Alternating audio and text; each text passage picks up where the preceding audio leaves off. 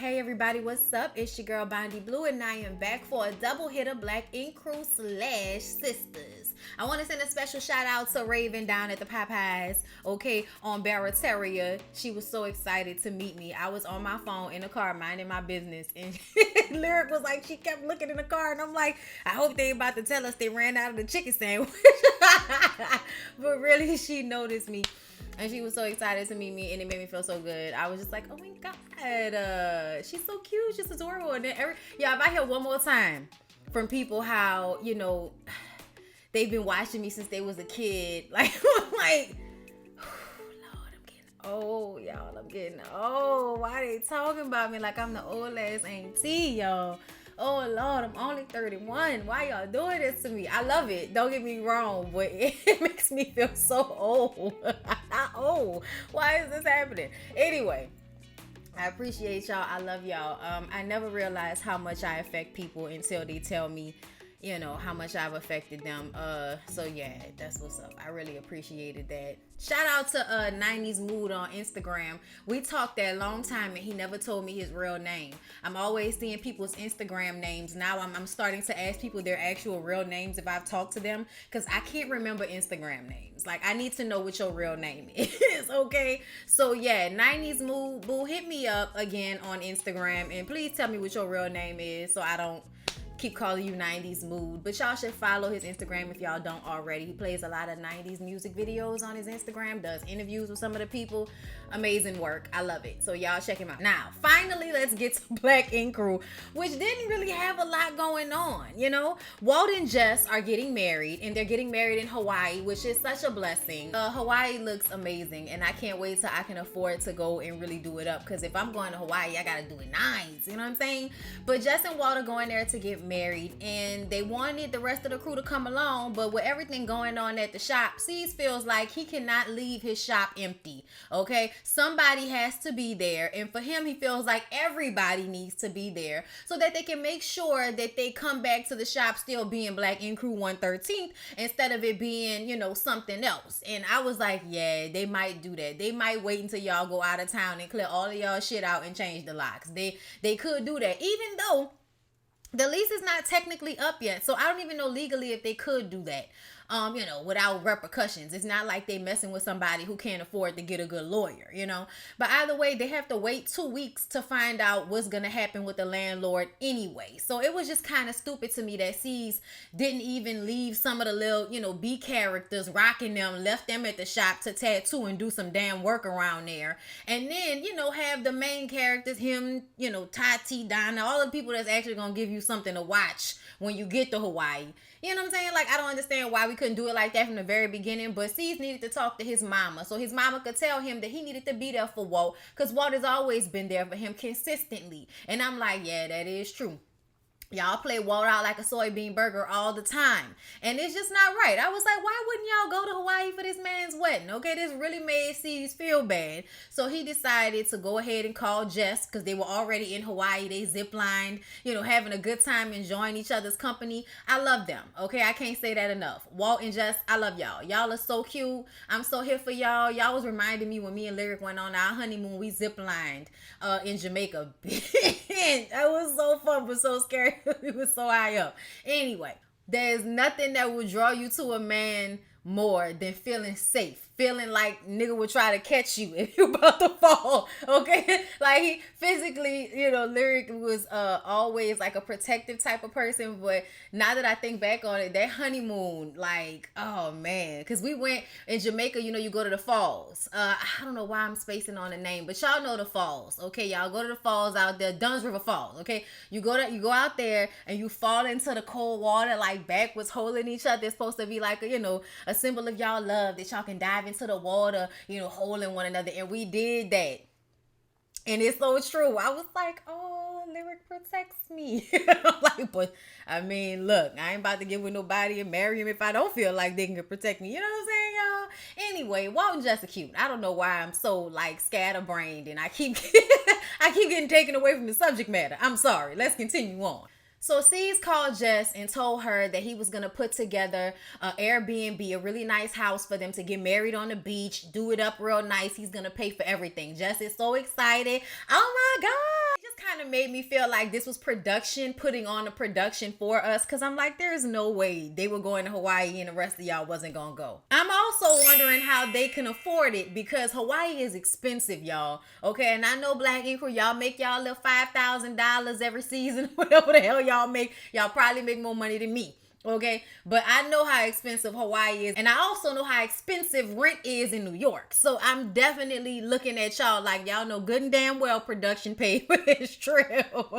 Stop playing with me, okay? But anyway, we excited about C's paying for the wedding. So because at first he said that he wasn't going and nobody from the shop was going to go, Walt invited Oh Shit and Kitty to come and be in attendance at the wedding in Hawaii. And you know they gonna show up. I saw Oh Shit was gonna be Oh Shit walked up there like, what's up, C's? And just kept him. I was like, what's up, Rich? You look good, brother. You look good. I hope everything's good over there with the family and the wife and, you know, the drug habit. I hope everything's good, Rich. You look like everything's going good. I'm happy for you. I saw him on the episode of Judge Faith. I was like, oh, shit, look at Rich on the episode of Judge Faith. He seems to be back in New York, but he ain't messing with, you know, them no more. But he seems to be back in New York. I don't know why we didn't know that, you know, because I know he had went to be with, you know, Nikki in California for a while, and it seemed like he was coming back and forth, but it seems as if Rich has been back in New York for a while now, I guess. I don't know, y'all. Let me know down in the comments if y'all know what's going on with Oh Shit, but he looks healthy. Good for him. So then, y'all, the tea on Ted and his seemingly mail order bride wife. Yeah, I'm sorry. Okay, I know people gonna think that's fucked up, but I'm gonna explain why. Because first of all, you're posting her online. The first time we see her is you putting emojis and shit under the picture of y'all kissing like you married. You've been wearing a wedding ring for some while now, so everybody is wondering what the hell is going on, because you know social media is full of fucking detectives that ain't never ever detected not a damn thing, but they can look at some pictures and see that Ted got a ring on and wondering what the hell is going on, and Ted sitting up there not replying, not saying nothing, but then gonna sit up there and act like you don't want people in your business. That don't make no sense to me. I know you want people in your business, Ted, because if you didn't want nobody in your business, then you wouldn't have even put the ring on to let everybody start to speculate. So stop playing, okay? That's the first thing. The second thing is the reason why we looking at it like she mail ordered it, because first of all, we don't know her. The way she just popped out of nowhere, the way in the scene that they go on a date, her name is Yuri. She's very beautiful, but she didn't seem to talk a lot. Like, I was just like, is she American? Like, what's going on here? Because it just seemed like when a woman comes out of nowhere, okay, and she is from a few, you know, ethnic groups, okay, Brazilian, Filipino, Asian, okay, because see, these are the ethnicity groups that men love to go and buy women in droves, okay? So yeah, it seems as if when you pop out of nowhere with a woman that don't seem to speak any damn English, and now all of a sudden y'all married and there's a baby on the way and you in love like you ain't never been in love before. But she's pretty and they look happy. And I'm not a hater. So if y'all are happy, I'm happy for Ted. Ted has been, you know, been around the world and I can't find my baby. I don't know when, I don't know why. Okay, give y'all a little Lisa Stansfield, because he wasn't finding love. Like, he was just out here bumping and grinding with any girl who he could. And it just kind of seems like whenever dudes wife a chick out of nowhere, you just kind of be like, oh, word? Oh, okay. What else is going on? Like, you just be like, what?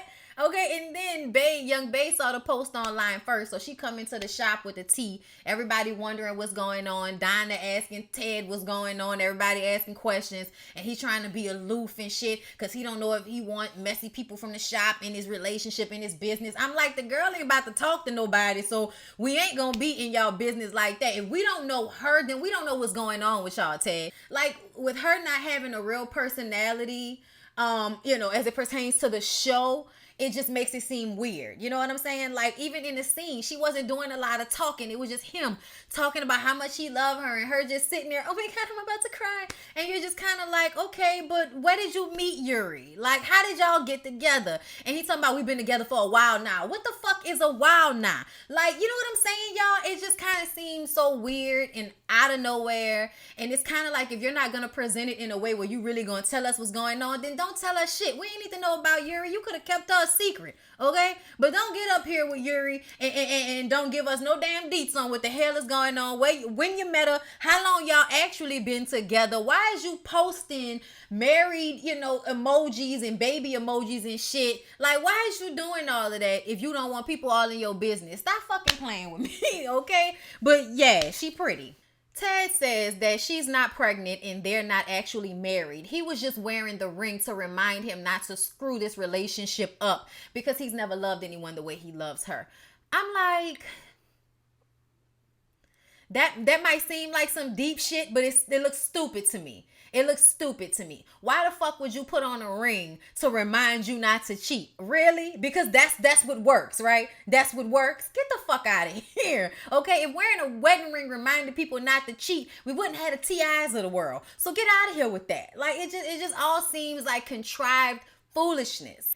So when everybody's getting ready to go to Hawaii to surprise Walt, Puma talks to Kwani, and it looked like Puma was trying to leave Kwani at home with the kids. And Kwani was like, if you don't get out of my face with this, you can stay home until you figure out what we can do with these kids. But you're not about to leave me and go on another, romantic fucking vacation without your wife. I think not. I'm going to go. And then when you figure this out, then you can come on and follow behind us. Okay. Now, Kwani, at the end of the day, girl, I understood exactly where you was coming from. And I was so glad that you handled him the way you did. And Puma, Paulie, okay, Paul, I'm so glad that you sat there and just, was like, I'm not gonna argue. I'm so glad, because that lady deserves a break today, okay, like, goddamn. So they all fly, okay, it's Young Bae, Tati, and Kwani. I'm like, is this is the, the threesome right now, because we don't want Donna there, because Donna is probably gonna end up having sex with Tati on the plane. Oh, okay, we understand.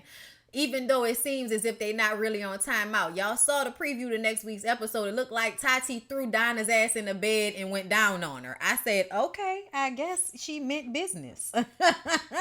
We gonna see how Alex feels about that. But yeah, Kwani had to end up babysitting Tati's ass because Tati got so drunk on the plane that by the time they landed, she was toe up from the floor up. And when they got to the restaurant, the bitch threw up, okay? I was just kind of like, when are you going to learn how to handle your liquor like an adult? Like, what's wrong with you? Like, don't get me wrong, y'all. Everybody gets sick now and again. On our anniversary, my husband got a little bit too toe up and didn't eat enough food and ended up throwing up on the side of the restaurant. That's fine, okay? I get it. Throwing up in the restaurant, I'm disgusted. Like, people are eating, bitch. People are eating, and you're throwing up right at the table. And then after she finished throwing up, she continued to eat. I wanted to throw up watching this bitch. I was just like, oh my God. Kwani, you should have went to wherever the Airbnb was on your own, okay? I'm telling you right now, Kwani, you should have waited on Puma. So you wouldn't have had to deal with this, because this is just nasty. I was just like, this is disgusting. And she was like chunks, y'all, blowing them out there. I was like, oh my God, you nasty. Oh Lord, y'all know Tati is just all over the place trifling. You know what I'm saying? Like, let's move on. So then they surprise Walt. Okay, Walt and Jess are eating somewhere, and then C's and Tati and all of them come in to surprise him. And yeah, it's going to be awkward when those shit shows up. I wonder if Kitty's going to be there. We'll see. Let's go ahead and move on to Sistas. So y'all, the episode starts off with the last one left off, which was with Gary and Andy at the hospital waiting to find out if Jasmine was dead. Because y'all remember, she tried to jump on his back, beat the hell out of him with a bat, pour his dead mama's ashes down the gas tank. And when, he was struggling to get her off, he threw her off the side of the parking structure and she fell onto a car about 2 stories down, okay? Now somehow her ass is in the hospital with her face all beat up as if somebody was whooping her ass before she fell. And now it looks like Gary might have actually put them paws on Jasmine. Now we don't know how this happened because the ambulance, okay, was in the distance when Gary and Jasmine were, talking to each other, and she was having way too much dialogue for somebody that just fell 2 stories down onto a damn car, okay? But either way, They tried to pretend like she was dead. The cop came in. Some stupid rookie cop comes in to arrest Gary for murder. And then another cop comes up behind him and is like, oh no, he made a mistake. I'm like, how did you even know that he made the mistake? Did you hear him say that? Because like at first it just kind of seemed like the cop walked in and just already knew what was going on. How did he even hear him say that? He wasn't in the room. Never mind, y'all. Tyler Perry-isms, okay? But they say, oh no, he made a mistake. It's actually attempted murder. Jasmine is still alive. Now, of course, they have to ask the police officers over and over and over and over again if Jasmine is okay. And of course, they're police officers, so they're not really going to answer any of your questions. And one of the cops even makes a comment like, oh, like you really care. Sir, I'm going to need for you to be non-biased in this situation. Arrest this man and keep your personal opinions to your damn self. Okay, do your job. Nobody asked you to be the judge, jury, or the damn lawyer. Okay, nobody asked you to do any of that. So just arrest this man and go about your day, rookie cop. You look like you don't need to be a cop. You a little too overzealous, okay? Ugh. Then Sabrina comes in as they're carrying Gary's ass out to the police station. And she's asking Andy, what the hell is going on? What are you doing here? And Andy is bird feeding her information. She doesn't really want to tell her what's going on. And we're like, why don't you want to tell her what's going on? Everybody, eventually is going to find out about this anyway, Andy. What the hell? Well, it turns out back when they were in college, Andy was with a guy who was beating the hell out of her. And apparently she didn't leave him until he broke her ribs. So Sabrina is worried that Gary is another abusive man that Andy has decided to, tie herself to emotionally. And it seems that way to us too. Because even though they keep trying to make it seem like Gary is a crazy nigga, whenever something go down, he's not actually the crazy nigga, Like, he didn't beat up Jasmine, but that's the way they got it looking. So us as the viewer, we like, well, we know he didn't beat her up because we saw how it all went down. But we also know that Gary's ass is crazy. So this Tyler Perry not showing us something? Because we already see that Tyler Perry will do anything to make your ass be scared in a scene. It don't matter if it doesn't make sense. Okay, that whole cop coming in and trying to arrest him for murder instead of attempted murder, really, that happens? Like, is that how it all goes down? Especially since you ain't really give nobody their Miranda rights before you started putting handcuffs on them. I'm just sitting up here like, what's going on? Tyler, I need for it to make sense. I understand you want to, take us on a ride and have us feeling all of these different things emotionally. I understand that. That's what you're good at. But ultimately, your emotional whims have to fit into the confines of the damn story, Tyler. I need for you to keep it in the story, Tyler. Does it make sense in the story? Like, you know what I'm saying? And right now, Gary's personality does not make damn sense. It just doesn't. But Andy and Sabrina go back and forth. Sabrina, Andy, Sabrina, Andy. Like, oh my God, Andy. If you don't tell Sabrina what the hell is going on so she can stop going around this episode like somebody's angry ass mama that's about to put them on punishment for 2 months. Sabrina worked on my nerves. And then she wore the same ugly dress this whole damn episode. I said, how many episodes y'all gonna have Sabrina in this little ugly ass dress? How many? Morris comes in and I'm like, why is Morris still walking around all willy-nilly, okay? Limping, but walking around willy-nilly, okay? He comes in and says that Gary is not a good guy and Gary tried to kill Jasmine. And I'm like, and you tried to rape Andy. Are you serious right now? Is the rapist trying to make Gary, okay, attempted murder, granted. But, I mean, are you really trying to make him look bad? Seriously? Oh, okay. When he's limping away, Andy says 7 women. That's how many women I have already talked to who will testify against you, because he's a rapist and all. Okay, so apparently he's done this to 7 other women and she's blackmailing him with that information. I don't know what's going on, but I personally feel like Andy needs to go to the cops with all of the information that she has on Morris because he's not going to stop. He's going to continue to do that, which makes you look like somewhat of a traitor to women, that you would keep that information to yourself in order to protect your maybe abusive, cheating ass boyfriend who's married to a woman that he might have attempted to kill. Like, I'm just kind of looking at this whole situation like, Andy, did you really go to school, girl? Or did you just wake up one day and decide to go buy lawyer Barbie clothes or something? Because, like, bitch, like, really? Where's the common sense? Where is it? I don't see it. Andy tells Sabrina that if she's going to go back to the girls like she knows she will, she needs to have her facts straight. This was an accident. Gary did not try to kill Jasmine. I said, girl, you don't know. You don't know. You wasn't there. Then Morris brings Andy in to see Jasmine, and she's all beat up, claiming that Gary beat her. Look what he did to me. Look what he did to me. He's gonna do it to you too. He's gonna separate you from your family and your friends. Like, she's going on, and Andy is sitting there like, because she done been through this already. Sabrina is at the door peeping everything. So she see how Jasmine look. When Andy runs out the hospital room like, a damn damsel in distress, Sabrina's like, what's going on, Andy? I said, is that going to be her only line this whole damn episode? Like, Jesus Christ. Andy insists that she's not the same girl that was in college and letting that man beat on her. Sabrina isn't convinced. Andy then runs off screaming from Sabrina, leave me alone! Ah! I was like, bitch, what is this, scary movie? Like, some of these moments on the show are parody material. No lie. Y'all, then we go back to Lisa. Lisa gets Karen's mom. She is at Danny's apartment trying to talk some sense into Zach. But Zach is a self-pitying asshole that, is sitting there, with his head to the side. Oh, woe is me, and Karen don't want me no more. And, there's nothing I can do. And she's with Erin now. And it's just like, oh my God, dude, would you grow up already? Like, I'm so tired of men that can't take responsibility for themselves. Like, I'm so over it.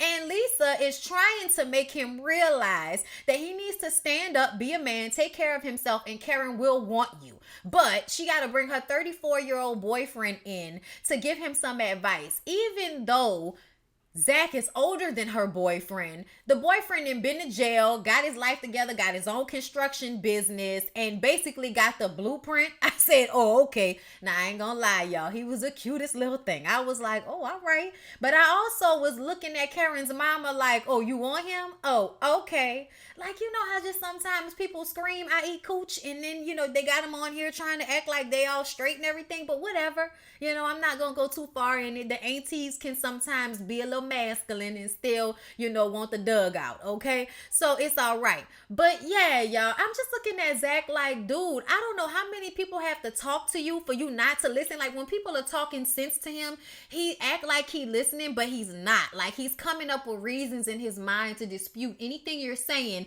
because it's a critique of him.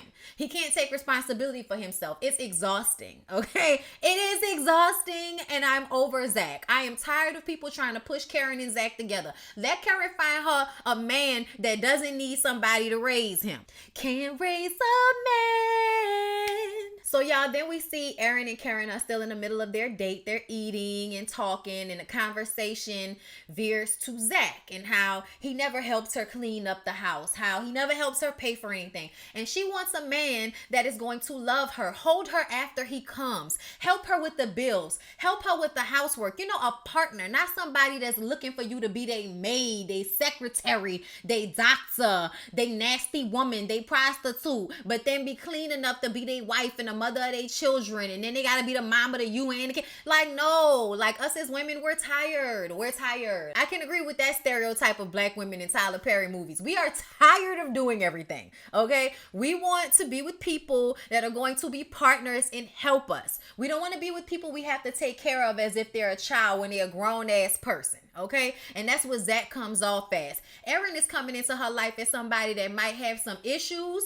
but he got his life together. He's a strong enough man to have his own mind about what he wants to do and not always be looking to a woman for guidance. So at the end of the day, he already coming to the table with more than Zach has to offer her. Okay? But I guess they're gonna try to, get Erin to make Zach jealous. Erin will prove to be an asshole in some type of way that is, unredeemable. And then Karen will want to be with Zach again. Like, I can already see it playing itself out. But I'm just gonna say this, like, in real life, Zach will be Zach forever. Erin will be an asshole, but she might still marry him and have kids for him before she finds out how much of an asshole he is, and before she figures out how much of that assholeism she can take. But this is a Tyler Perry play, so we're going to keep on keeping on. Sabrina comes in because Sabrina has a key to Karen's apartment, interrupts her date, and when Erin is trying to leave, because they was like getting all into it and starting to make out, and Karen was like, no, we can't do this because you're going through it and I want you to have a clear mind. I'm like, why do you keep pushing this man off? I know he appreciating everything, but he's willing to put that to the side okay, to give you what you're looking for. And I feel like you need to find out what it's hitting for before you get your feelings, any deeper into him, okay? Because you might want to get back with Zach once you have sex with him and realize that he ain't working it out the way Zach no job having. Niggas that ain't got no job always want to dick you down, okay? Ain't got shit else going on, but they will fuck all the money out of your wallet, okay?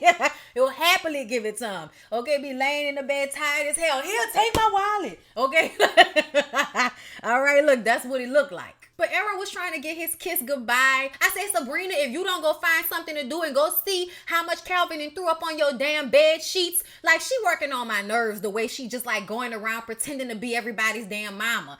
Aaron leaves, and then she asks Karen what's going on with Andy. Karen has been minding her own damn business, which is what Sabrina should have been doing, so she don't know what the hell going on. She tries to call Andy. Andy isn't answering the phone, but Sabrina tells her about what Gary supposedly did, and then they think back to when she was in college and they had to get rid of the guy that was beating the shit out of Andy. Child, look, we'll delve deeper next week, I'm sure. When Andy goes back to see Gary at the police station, the police officer that is sitting with her in the meeting room is some creepy ass dude that's basically trying to holler at her. She keeps telling him over and over again to go get my client, and he's like, another cop is bringing the client in, won't you calm down, okay? And then he like knows who she is already. Apparently Jasmine sent a flyer to all of the police officers with a picture of Gary and Andy kissing, saying this is the whore that stole my husband after he beat me or tried to kill me or whatever. And I'm just kind of like, Jasmine, when did you have time to do that? Like, I'm trying to understand.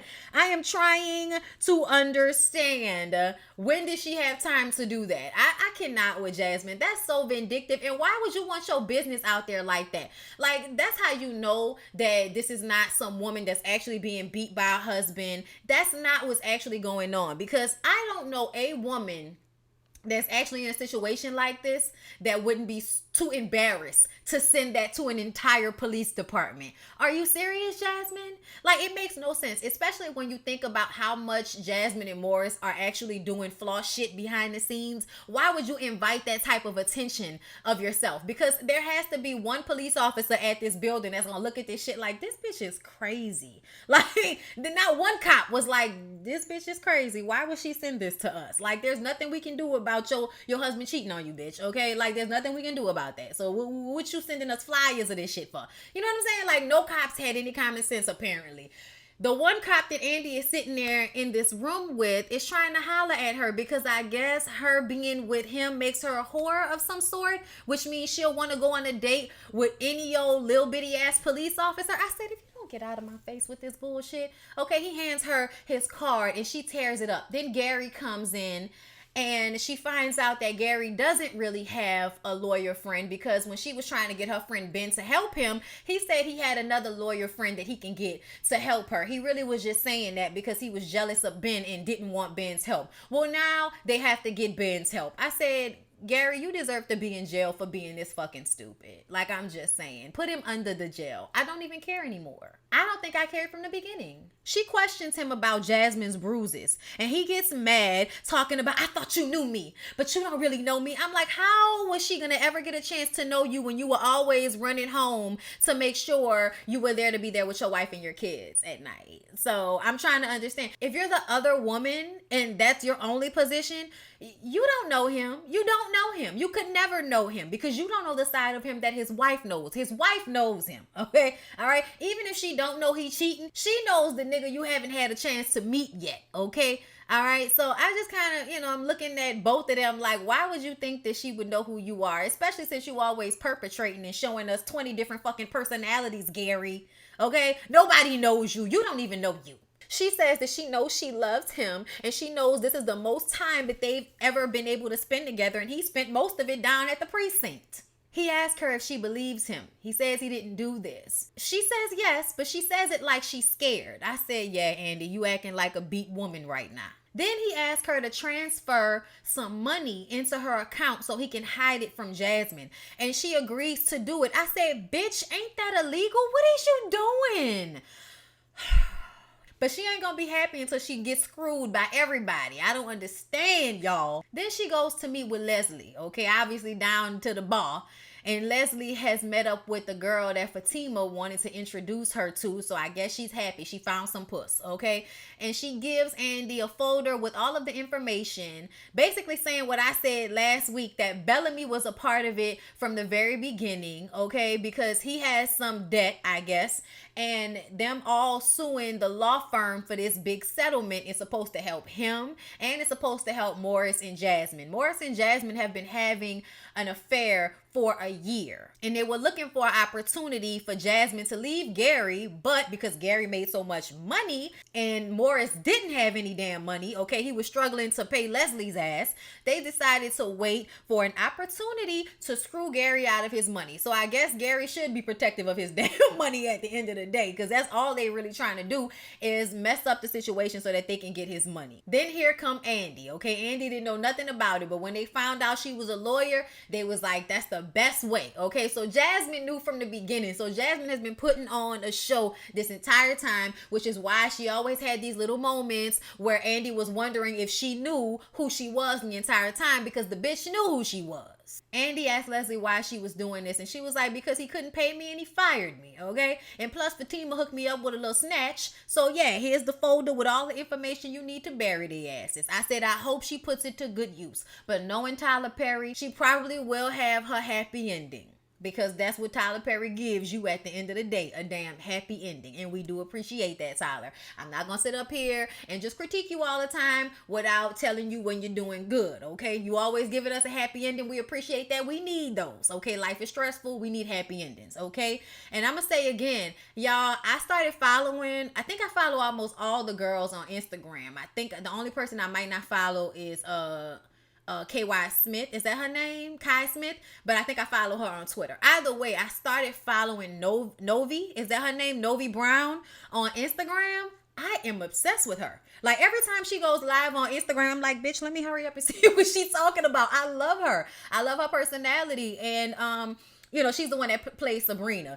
She's definitely acting. Sabrina is a character, and it is Tyler Perry's writing, okay? Because I love Novi. I think Novi is amazing and so entertaining and so down to earth, and I love her Instagram. Y'all should follow her. Let me make sure I got it right for y'all. I am Novi Brown. Yeah, y'all go ahead and follow I am Novi Brown, who plays Sabrina on the show. Her Instagram is off the chain, and she is so entertaining. I love her.